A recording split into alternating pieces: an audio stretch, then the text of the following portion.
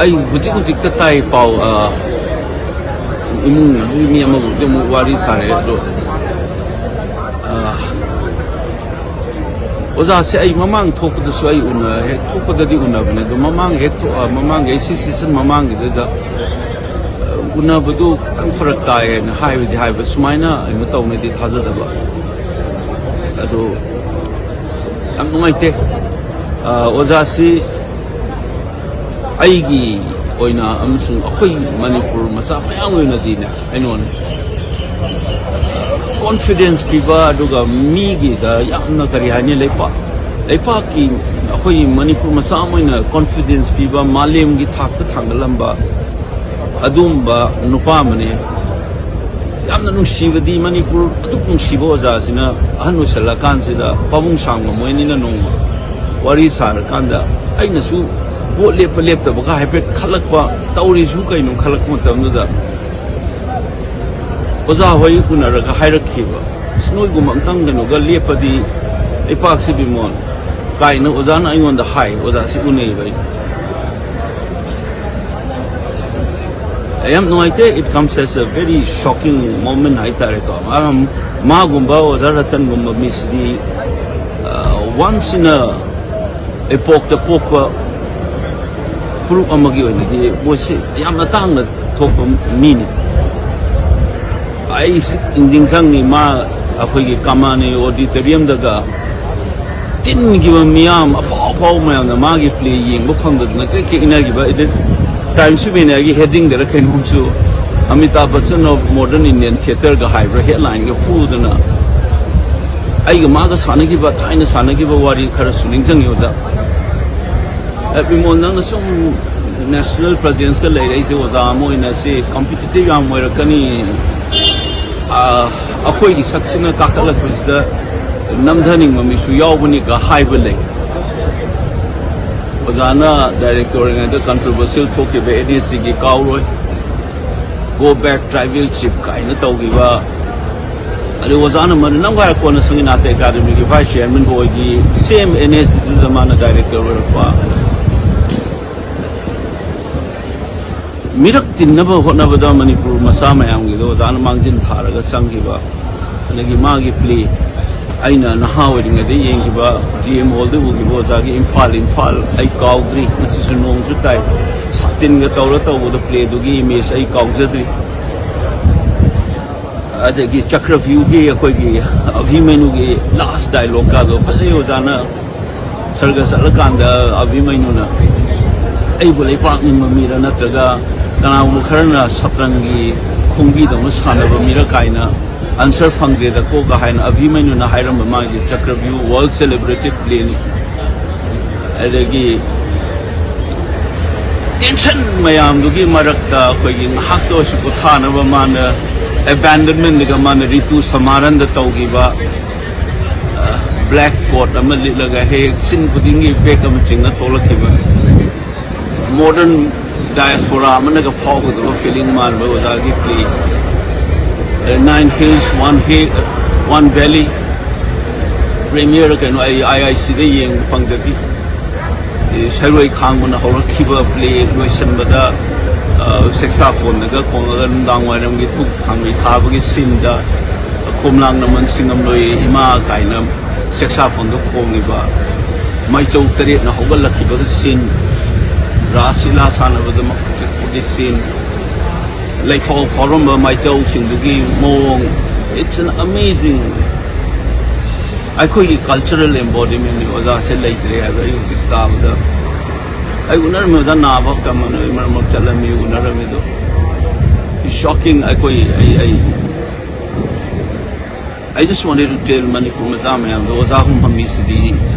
Ipokamam the Pokamam many we have lost a great son of the soil.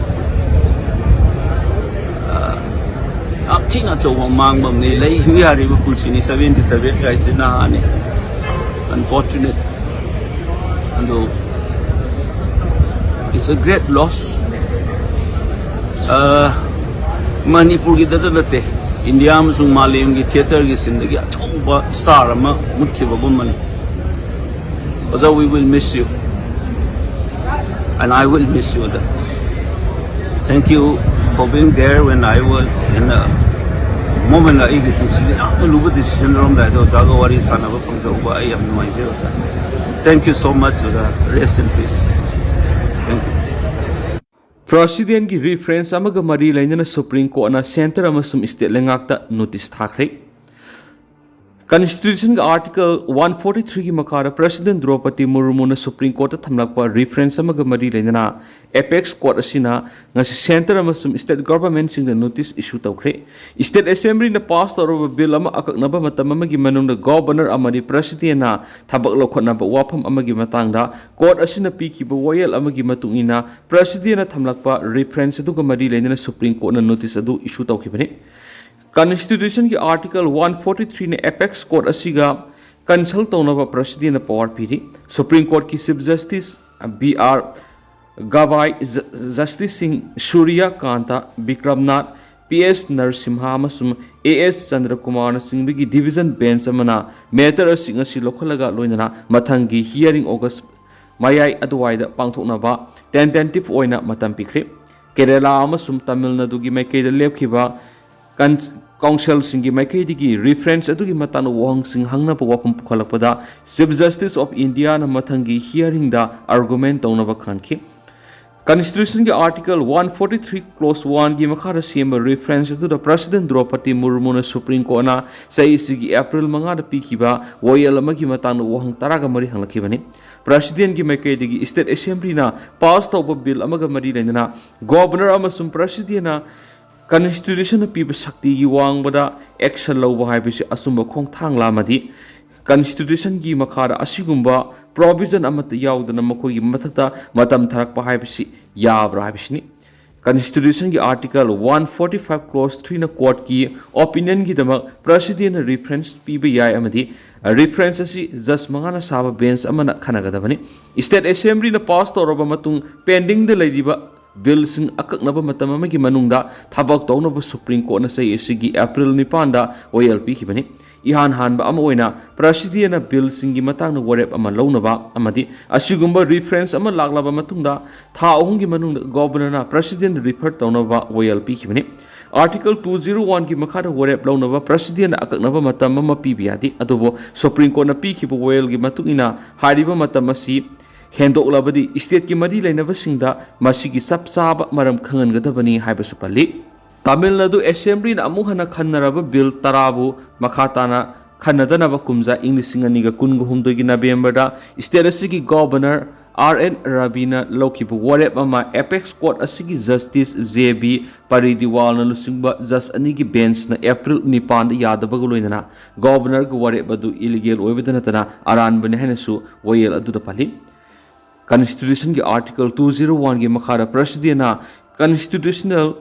discretion tawba haibisi asumba khongthangla haina President Draupadi Murmu na apex court asida hanglakibani Constitution na president na piriba sakti amadi timeline yuwang bada makho ki mathak sakti sisinanaba judicial order ama tholaga article 201 ki makhara president na sakti sisinaba yabra hainisu president ki reference du pali Article 201 bill ama ayaba piba masum pida bigi matangda president na sakti pibini adubo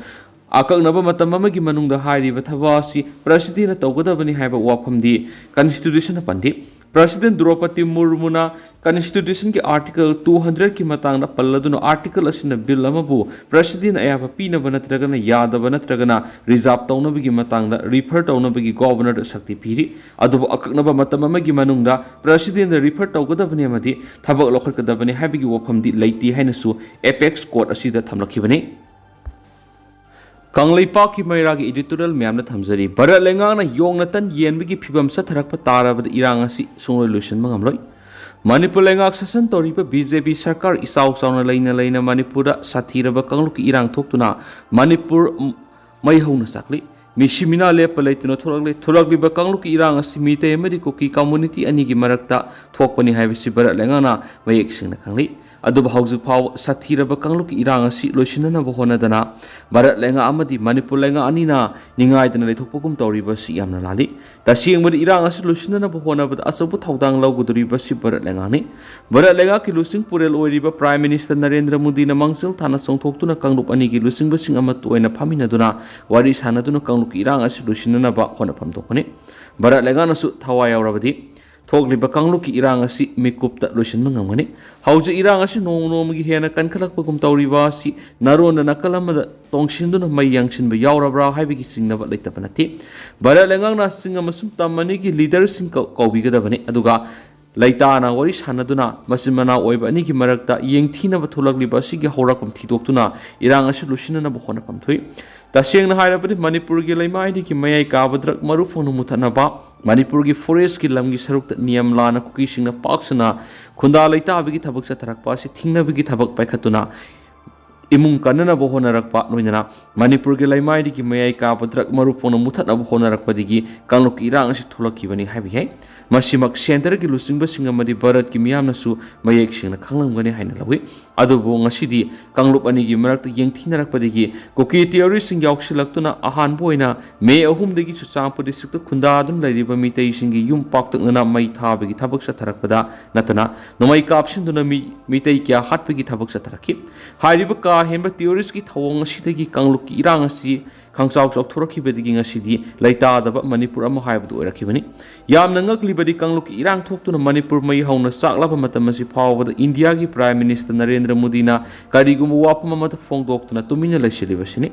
ꯃꯁꯤ ꯂꯨꯆꯤꯡꯕ ꯃꯄꯤ ꯃꯄꯥ ꯑꯃ ꯑꯣꯏꯕꯒꯤ ꯂꯤꯆꯠ ꯅꯠꯇꯦ ꯃꯅꯤꯄꯨꯔ ꯑꯁꯤ ꯚꯥꯔꯠꯀꯤ ꯁꯔꯨꯛ ꯑꯃ ꯅꯠꯇꯦ ꯍꯥꯏꯕꯒꯤ ꯃꯤꯠꯌꯦꯡ ꯑꯗꯨ ꯚꯥꯔꯠꯀꯤ ꯄ꯭ꯔꯥꯏꯝ ꯃꯤꯅꯤꯁꯇꯔ ꯅꯔꯦꯟꯗ꯭ꯔ ꯃꯣꯗꯤꯅ ꯌꯦꯡꯂꯕ꯭ꯔꯥ ꯍꯥꯏꯕꯁꯤ ꯃꯅꯤꯄꯨꯔ ꯃꯤꯌꯥꯝꯅ ꯆꯤꯡꯅꯕ ꯑꯃ ꯑꯣꯏꯔꯤꯕꯅꯤ ꯃꯁꯤꯒꯤ ꯃꯊꯛꯇ ꯌꯨꯅꯤꯌꯟ ꯍꯣꯝ ꯃꯤꯅꯤꯁꯇꯔ ꯑꯃꯤꯠ ꯁꯥꯍꯅ ꯃꯅꯤꯄꯨꯔꯗ ꯂꯥꯛꯇꯨꯅ ꯀꯥꯡꯂꯨꯞꯀꯤ ꯏꯔꯥꯡ ꯑꯁꯤ ꯂꯣꯏꯁꯤꯟꯅꯅꯕꯅꯤ ꯍꯥꯏꯗꯨꯅ ꯅꯨꯃꯤꯠ ꯍꯨꯝꯅꯤ ꯂꯩꯔꯝꯕ ꯑꯗꯨꯒꯤ ꯀꯥꯟꯅꯕ ꯑꯃꯠꯇꯁꯨ ꯉꯁꯤ ꯐꯥꯎꯕ ꯐꯪꯗꯅ ꯂꯩꯔꯤ ꯄꯨꯝꯅꯃꯛ ꯑꯁꯤꯅ ꯇꯥꯛꯄꯗꯤ ꯁꯦꯟꯇꯔꯒꯤ ꯂꯨꯆꯤꯡꯕꯁꯤꯡꯅ ꯃꯅꯤꯄꯨꯔꯗ ꯊꯣꯛꯂꯤꯕ ꯀꯥꯡꯂꯨꯞꯀꯤ ꯏꯔꯥꯡ ꯑꯁꯤꯒꯤ ꯃꯇꯥꯡꯗ ꯀꯔꯤꯁꯨ ꯊꯧꯁꯥꯗꯦ ꯍꯥꯏꯕꯗꯨ ꯇꯥꯛꯄꯅꯤ ꯍꯥꯏꯕꯗ ꯍꯥꯏꯃꯟꯕ ꯊꯣꯛꯂꯣꯏ ꯄꯨꯝꯅꯃꯛ ꯑꯁꯤꯒꯤ ꯃꯊꯛꯇ ꯀꯥꯡꯂꯨꯞꯀꯤ ꯏꯔꯥꯡ ꯑꯁꯤꯒ ꯃꯔꯤ ꯂꯩꯅꯅ ꯁꯦꯟꯇꯔꯅ ꯉꯥꯛ ꯁꯦꯟꯅꯕꯒꯤꯗꯃꯛ ꯃꯅꯤꯄꯨꯔꯗ ꯊꯥꯖꯤꯜꯂꯛꯈꯤꯕ ꯁꯦꯟꯇ꯭ꯔꯦꯜ ꯐꯣꯔꯁꯁꯤꯡꯅꯁꯨ ꯀꯨꯀꯤ ꯇꯤꯑꯣꯔꯤꯁꯤꯡ ꯇꯥꯛꯊꯣꯛꯅꯕ ꯂꯧꯐꯝ ꯊꯣꯛꯄ ꯊꯧꯗꯥꯡ ꯑꯗꯨ ꯂꯧꯈꯤꯗꯕꯅꯤ ꯂꯣꯏꯅꯅ ꯁꯦꯟꯇ꯭ꯔꯦꯜ ꯐꯣꯔꯁꯁꯤꯡꯒꯤ ꯃꯔꯛꯇ ꯃꯤꯆꯪ ꯃꯤꯈꯥꯏ ꯅꯥꯏꯅ ꯀꯨꯀꯤ ꯇꯤꯑꯣꯔꯤꯁꯤꯡꯒꯤ ꯃꯤꯆꯪ ꯆꯪꯗꯨꯅ ꯃꯤꯇꯩꯒꯤ ꯌꯨꯝ ꯃꯩ ꯊꯥꯕ ꯃꯤꯆꯝ ꯃꯤꯇꯩꯗ ꯅꯣꯡꯃꯩ ꯀꯥꯞꯁꯤꯟꯗꯨꯅ ꯍꯥꯠꯄꯒꯤ ꯊꯕꯛ ꯐꯥꯎꯕ ꯆꯠꯊꯔꯛꯂꯤ ꯍꯥꯏꯅ ꯃꯅꯤꯄꯨꯔ ꯃꯤꯌꯥꯝꯅ ꯐꯣꯡꯅ ꯂꯥꯎꯅꯈ꯭ꯔꯕ ꯂꯩꯈ꯭ꯔꯕꯅꯤ ꯂꯣꯏꯅꯅ ꯄꯦꯔꯥꯃꯤꯂꯤꯇꯔꯤ ꯐꯣꯔꯁ ꯑꯃ ꯑꯣꯏꯔꯤꯕ ꯑꯁꯥꯝ ꯔꯥꯏꯐꯜꯁ ꯃꯅꯤꯄꯨꯔꯗꯒꯤ ꯆꯠꯈ꯭ꯔꯣ ꯍꯥꯏꯕ ꯈꯨꯜꯂꯥꯎ ꯃꯅꯤꯄꯨꯔ ꯃꯤꯌꯥꯝꯅ ꯂꯦꯞꯇꯅ ꯂꯧꯔꯛꯂꯤꯕꯅꯤ